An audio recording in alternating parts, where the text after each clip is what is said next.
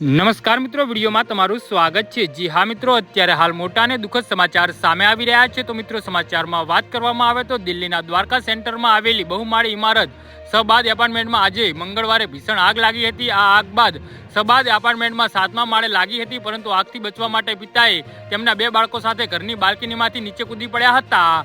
જી હા મિત્રો, અત્યારે હાલ મોટા અને દુઃખદ સમાચાર સામે આવી રહ્યા છે, જેના કારણે ત્રણેયના સારવાર દરમિયાન મૃત્યુ થયું હતું। જો કે તેમની પત્ની અને એક પુત્ર અકસ્માતમાં સુરક્ષિત રીતે બચી ગયા હતા। તેમની સારવાર ચાલી રહી છે।